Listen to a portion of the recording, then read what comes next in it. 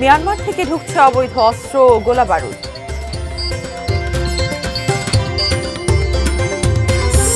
নিষেধাজ্ঞা অমান্য করে মেঘনায় মা ইলিশ ধরার মহোৎসব এবং মানসম্মত হেলমেট ও নিরাপদ গতির আহ্বান নিয়ে নিরাপদ সড়ক দিবস পালিত।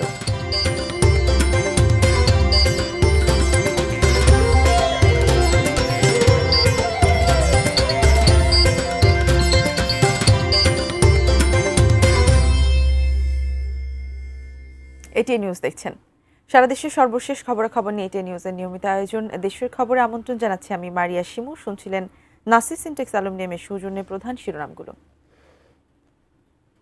বিস্তারিত জানাবো। মিয়ানমারের রাখাইনে যুদ্ধ পরিস্থিতিতে পাচারকারীদের হাতে বাংলাদেশের ভূখণ্ডে প্রবেশ করছে অবৈধ ভারী অস্ত্র ও গোলাবারুদ, যাচ্ছে রোহিঙ্গা ক্যাম্পের পাহাড়ে। সেখান থেকে ছড়িয়ে পড়ছে দেশের আনাচে কানাচে। অন্যদিকে রোহিঙ্গা শিবির থেকেই সশস্ত্র বিদ্রোহী গোষ্ঠী আরাকান আর্মির বিরুদ্ধে রক্তক্ষয়ী যুদ্ধে যোগ দিচ্ছেন রোহিঙ্গা তরুণরা।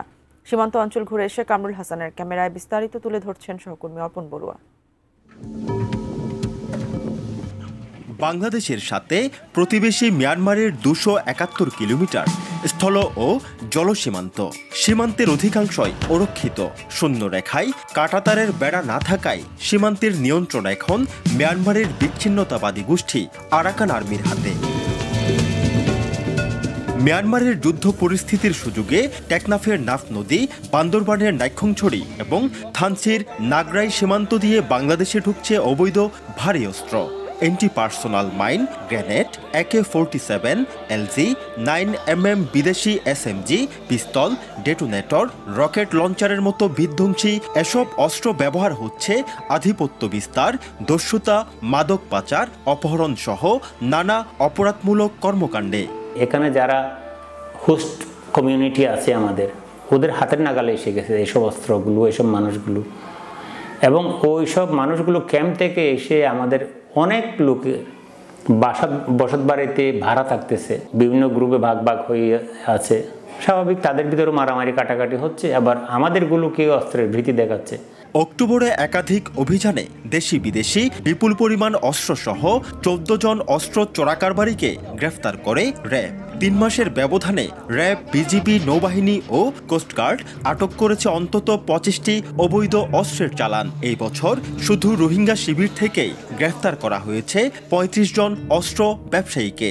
নাফ নদী যেখানে শেষ হয়ে গেছে, তারপরে যে স্থল যে সীমান্ত নাইখংছড়ি অথবা থানচিতে আছে, যে ওখানে নাকরাই এবং আরও কিছু কিছু এরিয়া যেগুলো থেকে এই অবৈধ অস্ত্রগুলো আমাদের বাংলাদেশে প্রবেশ করে এবং এখান থেকে বিভিন্ন জায়গায় ছড়িয়ে যায়। অস্ত্রের পরিসংখ্যানটা আমার কাছে নাই। এই বছর অনেক অস্ত্র আমরা সীমান্ত থেকে ক্রস করার সময় আমরা ধরেছি এবং গত দুদিন আগে আমাদের একটা অপারেশন আপনারা দেখেছেন, সেখানে কিছু বিদেশি অস্ত্র, অ্যামুনিশন এবং কিছু গোলাবারুদ আমরা পেয়েছি। রোহিঙ্গাদের এই শীর্ষ নেতা মনে করেন রোহিঙ্গা ও বাঙালিদের হাত ধরেই মিয়ানমার থেকে ক্যাম্পে অস্ত্র ঢুকছে। আরাকান আর্মিও অস্ত্র চোরাকারবারের সাথে জড়িত।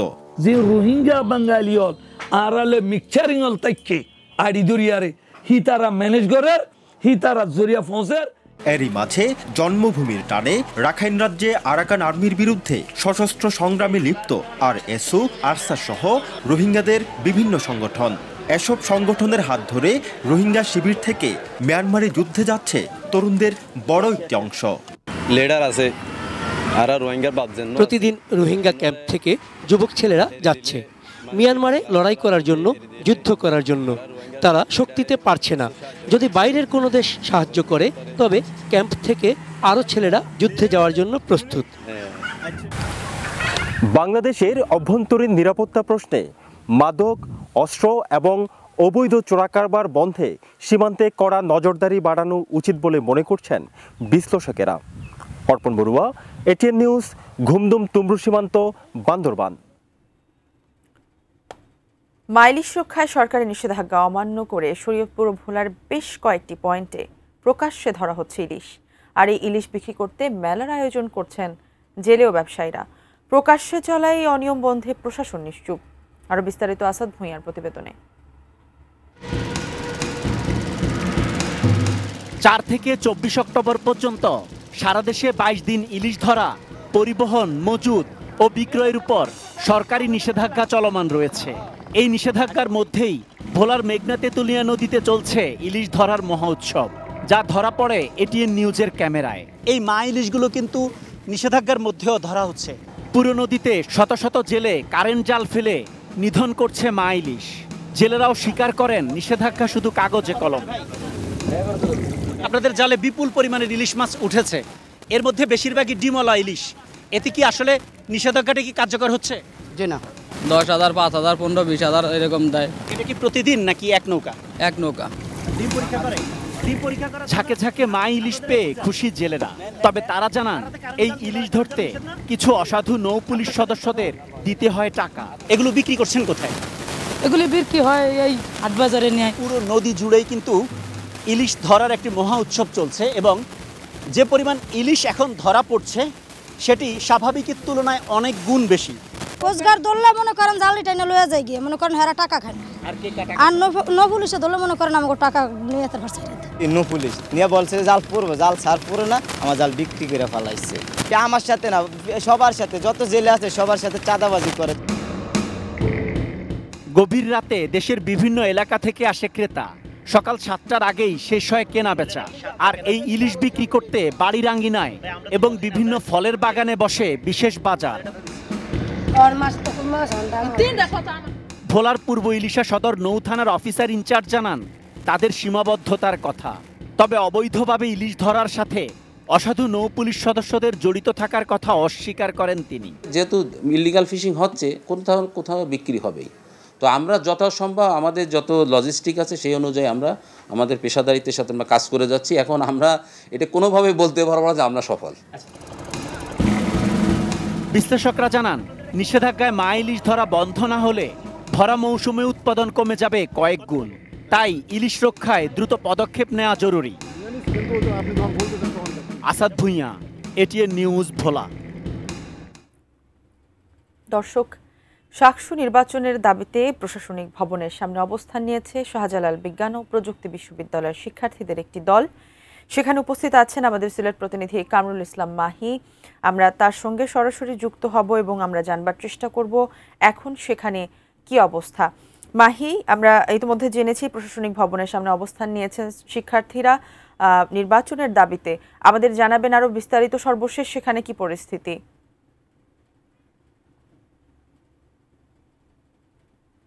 বিশ্ববিদ্যালয়ের একদল শিক্ষার্থী সেই সংবাদ সম্মেলনে তারা বলেছিলেন যে আজকে তারা এই অবস্থান কর্মসূচি নেবেন এবং অবস্থান কর্মসূচি মধ্য দিয়েই তারা তাদের যে দাবি শাকসু নির্বাচনের যে নির্বাচনী রোড ম্যাপ সেটি তারা আসলে সেটি আসলে নিশ্চিত হতে চান। এই মুহূর্তে আপনি নিশ্চয়ই দেখতে পাচ্ছেন প্রশাসনিক ভবনের সামনে শিক্ষার্থীরা প্রবিসির সঙ্গে কথা বলছেন। প্রায় 2 ঘন্টা যাবৎ শিক্ষার্থীরা তাদের যে অবস্থান কর্মসূচি তারা চালিয়ে নিচ্ছিলেন এবং প্রথম দফায় প্রবিসি আসছিলেন, আসার পরে তাদেরকে একটা আশ্বাস দিয়েছিলেন ব্রিটিশ সঙ্গেই কথা বলে তারা শাকসু নির্বাচনের যে রোড ম্যাপ সেই রোড ম্যাপের ব্যাপারে তারা একটা সিদ্ধান্ত নেবেন। এবং একটু আগেই প্রবিসি আবার এসেছেন এবং তিনি এই মুহূর্তে শিক্ষার্থীদের সঙ্গে কথা বলছেন এবং বলছেন তারা আসলে কত দ্রুত আসলে এটি নিশ্চিত করা যায় সেই বিষয়ে তারা কাজ করছেন এবং শিক্ষার্থীদের এই দাবি যুক্তি এগুলো তারা বলছেন। তবে শিক্ষার্থীরা বলছেন তারা আসলে শাকসু নির্বাচনী রোড ম্যাপ ঘোষণা না হওয়ার আগ পর্যন্ত তারা তাদের যে অবস্থান কর্মসূচি তারা আসলে সেটি চালিয়ে যাবেন। এবং নিশ্চয়ই আপনারা দেখতে পাচ্ছেন প্রশাসনিক ভবনের সামনেই শিক্ষার্থীরা এখন অবস্থান নিয়েছেন এবং প্রবিসির সঙ্গে আসলে তারা কথা বলছেন। প্রবিসি তাদের বিভিন্ন দাবি দাবা দিয়ে তারা কথা বলছেন। আমরা একটু শিক্ষার্থীদের সঙ্গে যে প্রবিসির কথা হচ্ছে সেই বিষয়টি আপনাদের দেখানোর চেষ্টা করছি। মূলত শিক্ষার্থীরা বেশ কিছুদিন ধরেই শাকসু নির্বাচনের দাবি তারা জানিয়ে আসছিলেন এবং তারা বলছেন যে দ্রুত সেটি ঘোষণা করতে হবে এবং রবিবারের মধ্যেই যে রোডম্যাপ ঘোষণার ব্যাপারটা তারা প্রবিসির সামনে কথা বলছেন, প্রবিসি আসলে কথা বলছেন, আপনারা নিশ্চয়ই সেটা দেখতে পাচ্ছেন। এর আগে কিন্তু ছাত্রদলও আসলে এই বিষয়টি নিয়ে সংবাদ সম্মেলন করেছিল, তবে ছাত্রদলের বক্তব্য আসলে একটু ভিন্ন। তারা বলছেন ক্যাম্পাসে সৌহার্দ্যপূর্ণ পরিবেশ এখন নিশ্চিত না হওয়ায় এখনই আসলে শাকসুর উপযুক্ত নির্বাচনের পরিবেশ নেই, সেটি আসলে ছাত্রদল বলছে।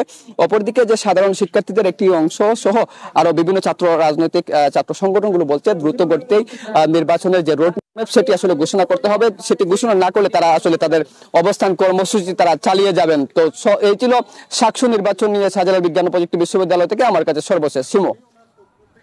মাহি, ধন্যবাদ আপনাকে। আপনি সেখানে থাকুন, আমরা পরবর্তীতে আবারও চেষ্টা করব আপনার সঙ্গে যুক্ত হতে। দর্শক, সাকসু নির্বাচনের দাবিতে প্রশাসনিক ভবনের সামনে অবস্থান নিয়েছেন শিক্ষার্থীরা এবং সেখান থেকে আমাদের সর্বশেষ পরিস্থিতি জানাচ্ছিলেন আমাদের প্রতিনিধি কামরুল ইসলাম মাহি। দেশের খবরে এই পর্যায়ে নিচ্ছি ছোট্ট একটি বিরতি। বিরতির পর আরও যা থাকছে।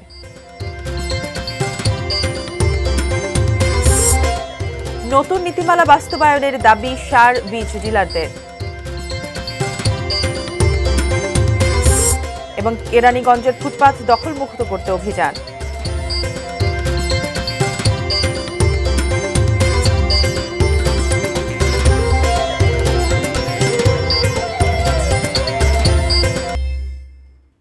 বিরতির পর আমন্ত্রণ, দেখছেন দেশের খবর। মানসম্মত হেলমেট ও নিরাপদ গতি, কমবে জীবন ও সম্পদের ক্ষতি, এই প্রতিপাদ্য নিয়ে দেশের বিভিন্ন জেলায় পালিত হয়েছে জাতীয় নিরাপদ সড়ক দিবস। সকালে নাটোরে সড়ক পরিবহন ও বিআরটি এর আয়োজনে বর্ণাঢ্য শোভাযাত্রা বের হয়। পরে জেলা প্রশাসকের কার্যালয়ে অনুষ্ঠিত হয় আলোচনা সভা। শেষে উপস্থিত লাইসেন্সধারী কয়েকজনের মাঝে হেলমেট বিতরণ করা হয়। গোপালগঞ্জেও শোভাযাত্রা ও আলোচনা সভার মধ্য দিয়ে এই দিবসটি পালিত হয়েছে। শোভাযাত্রা শেষে মোটরসাইকেল চালকদের হেলমেট পরিয়ে দেওয়া হয়। আলোচনায় বক্তারা শিশু কিশোরদের মোটরসাইকেল চালানোর ঝুঁকি ও ক্ষতিকর দিকগুলোও তুলে ধরেন। রাজবাড়ীতে জেলা প্রশাসকের সম্মেলন কক্ষে অনুষ্ঠিত সভায় বক্তারা বলেন, সড়ক দুর্ঘটনা রোধে চালক, যাত্রী ও পথচারী সবার সচেতনতা জরুরি। মানসম্মত হেলমেট ব্যবহার, গতিসীমা মেনে চলা ও ট্রাফিক আইন মানলেই দুর্ঘটনা অনেকাংশে কমে আসবে। চাঁদপুরে জেলা প্রশাসন ও বিআরটি এর আয়োজনে বর্ণাঢ্য র্যালি ও আলোচনা সভা অনুষ্ঠিত হয়।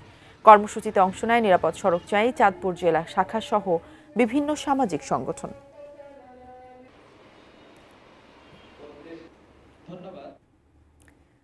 চাঁপাইনবাবগঞ্জে পাল্টা সংবাদ সম্মেলন করে সার ডিলার নিয়োগ ও বিতরণের সমন্বিত নতুন নীতিমালা বাস্তবায়নের দাবি জানিয়েছেন বিএডিসির সার ও বীজ ডিলাররা। দুপুরে জেলা শহরের একটি রেস্তোরাঁয় সংবাদ সম্মেলনে লিখিত বক্তব্য পাঠ করেন অ্যাসোসিয়েশনের সভাপতি কৃষিবিদ আব্দুল্লাহ সোহেল। তিনি বলেন, নতুন নীতিমালা বাস্তবায়িত হলে বিএডিসি ও বিসিআইসি ডিলারদের মধ্যে সারের সুষম বন্টন নিশ্চিত হবে এবং মাঠ পর্যায়ের নৈরাজ্যের অবসান ঘটবে। লিখিত বক্তব্যে আরও অভিযোগ করা হয়, ৩০ বছর আগের কমিশন হার এখনও বহাল রয়েছে, অথচ পরিবহন, গুদাম ভাড়া ও শ্রমিকের পারিশ্রমিক সহ তাদের ব্যয় কয়েক গুণ বেড়েছে। গত ১৯ অক্টোবর বিদ্যমান নীতিমালা বহালের দাবিতে মানববন্ধন ও স্মারকলিপি দেয় বাংলাদেশ ফার্টিলাইজার অ্যাসোসিয়েশন, চাঁপাইনবাবগঞ্জ জেলা শাখা।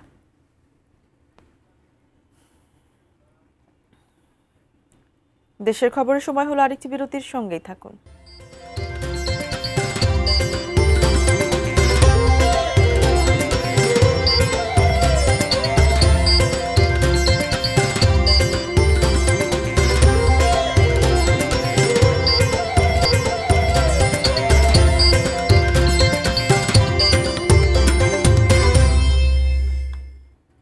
বিরতির পর আবারও ফিরে এলাম দেশের খবরে। এটি নিউজে অবৈধ ফুটপাত দখলের খবর প্রচারের পর নড়ে চড়ে বসেছে কেরানীগঞ্জ উপজেলা প্রশাসন। অভিযান চালিয়ে দখলমুক্ত করেছে ফুটপাত। মঙ্গলবার রাতে কদমতলী গোল চত্বর থেকে চুনকুটিয়া চৌরাস্তা পর্যন্ত মহাসড়কের পাশে অবৈধভাবে দখল করে থাকা স্থাপনাগুলো উচ্ছেদ অভিযানে নামে উপজেলা প্রশাসন। অভিযানে নেতৃত্ব দেন কেরানীগঞ্জ উপজেলা নির্বাহী কর্মকর্তা রিনাত ফৌজিয়া। তার সঙ্গে ছিলেন কেরানীগঞ্জ দক্ষিণের সহকারী কমিশনার আফতাব আহমেদ। এ সময় জানানো হয়, অবৈধভাবে ফুটপাত দখলকারীদের উচ্ছেদের পাশাপাশি দখলদারদের জেল জরিমানাও করা হবে। অভিযানের সময় ফুটপাতে থাকা অবৈধ পণ্য ও মালামালও জব্দ করা হয়।